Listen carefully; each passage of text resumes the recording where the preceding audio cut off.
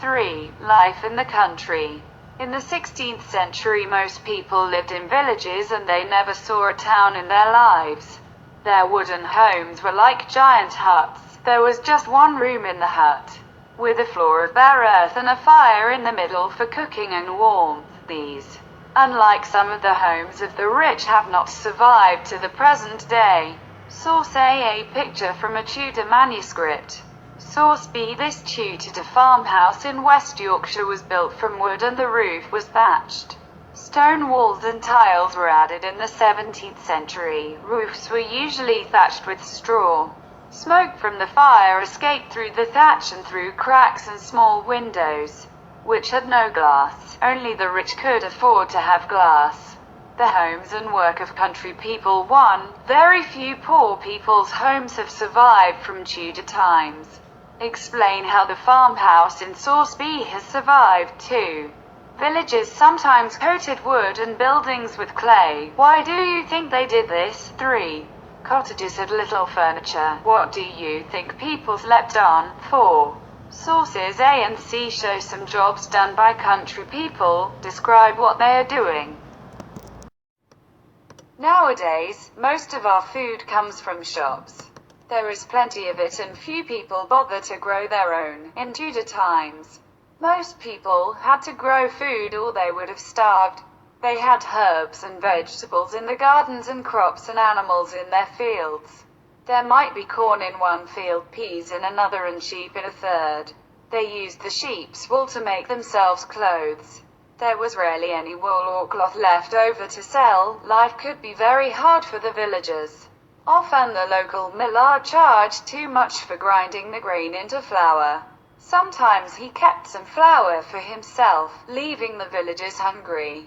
They also went hungry whenever bad weather ruined their crops. Source C. A picture from Tudor times.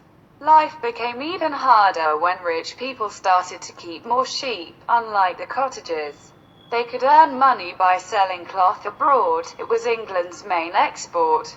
They stopped letting poor people use the land, sometimes by raising the rents so high that no one could pay them.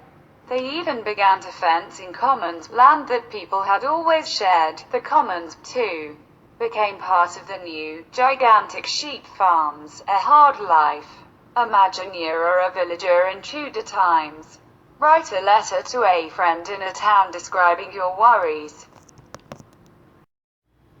Source D. A modern map of the Colkirk area in Norfolk. Fencing inland for sheep was called enclosure. It left the poor with less land on which to grow their food, and food was often too expensive to buy. In 1552, a leaflet by an unknown author summed up the poor fox problems in the following way. The more sheep, the dearer is the wool. The more sheep, the dearer is the mutton. The more sheep, the dearer is the beef. The more sheep, the dearer is the corn. The more sheep, the scarcer is the white meat, butter and cheese. The more sheep, the fewer eggs for a penny. The leaflet went on to explain how things had been in the past. It was far better when there was not only enough sheep, but also oxen, cows, pigs, geese and chickens, eggs, butter and cheese, yes, and bread, corn and malt besides, and all produced on the same land. Lately, I have heard of a dozen ploughs, 80 of them less than 6 miles from here, abandoned in the last 7 years. And where 40 people had their living, now there is just one man and a shepherd. What happened to all the country folk who had to give up the ploughs and their homes? Many were forced to go begging in towns. Soon the few towns that existed were full of beggars. The citizens felt they were being invaded. Some Tudor villages lost all the people and were never rebuilt. Other villages did not die out, but the wooden homes were replaced with new ones of brick or stone. Many modern villages and towns stand on the sites of these Tudor villages. Local history. What can you find out about an area near where you live in Tudor times?